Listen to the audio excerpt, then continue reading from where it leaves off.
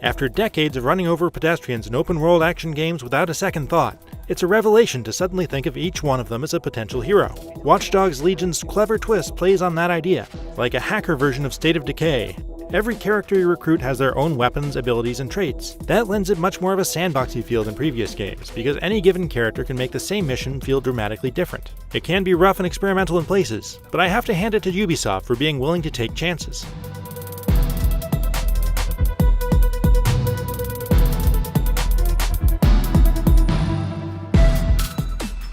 Legion's vision of a near-future London is beautifully detailed and recognizable, but also starkly different from how we know it. Its skies are filled with autonomous drones, streets are filled with a mix of old and self-driving cars, and its landmarks are emblazoned with corporate fascist banners and bright holographic projections. It's a cool look, though cruising around busier areas can definitely tank your frame rate, even on an RTX 2080 Ti.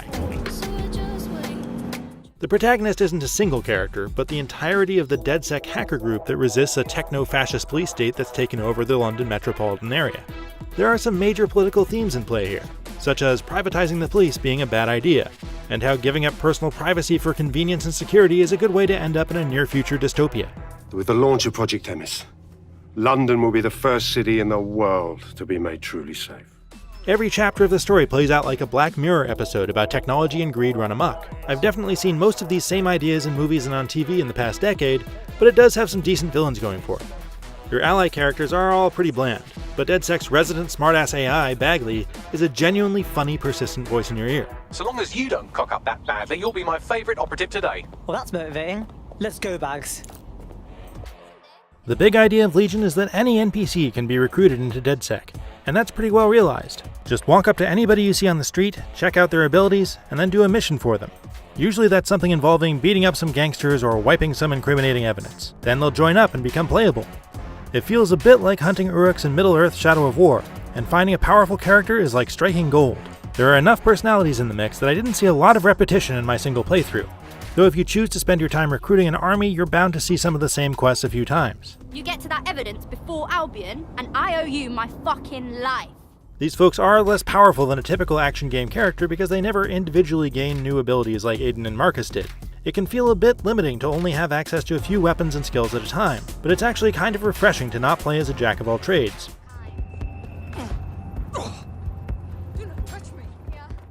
I did feel like I'd seen most of what Legion had to offer in the first third of the campaign, but finding new and unique people to play as refreshed it every once in a while. Just look at this weirdo street magician pimp. Sounds like you're up to some naughty business. The most interesting characters play substantially differently. You can use someone with lots of guns to shoot up most missions, or you can use cameras and drones to reach an objective without ever physically setting foot in an encounter area. Alternatively, recruiting a member of the private police company and using them to infiltrate guarded areas plays like a Hitman game. There are a lot of possibilities, and the intricate level design goes a long way toward enabling you to come up with different ways to approach most of the scenarios.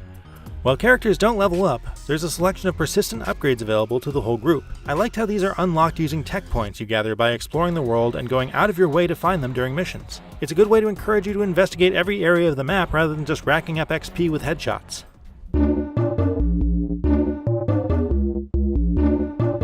By default, getting taken down in a mission sends a character to the hospital or prison, and they're unavailable while they recover or do their time. But playing with permadeath enabled, the stakes feel much higher than in any GTA-style game I've ever played, because losing someone means they're straight up dead and you lose access to their skills permanently. Sure, some of them are easily replaceable, but the special characters are hard to come by. I've had some memorably close calls, plus a couple of losses I'd classify as some bullshit. In general though, it's not too hard to stay alive if you're careful. Your health recharges quickly, so even when things look dire, a tactical retreat can save your bacon. A cheap upgrade allows you to do a free melee insta-kill on a bad guy every 30 seconds or so, which makes it very forgiving even when you're caught. And thankfully, there's barely any fall damage. But even if you do lose some people, it's going to be fine. Getting more isn't hard, and you're frequently pointed toward new elite types to recruit.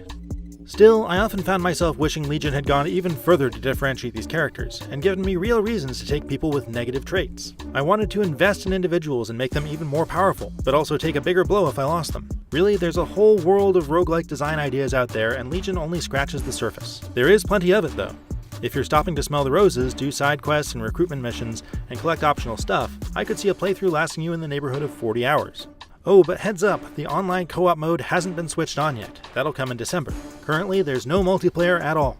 And we've seen a few crashes, so if you can wait for a few patches, that might be a good call.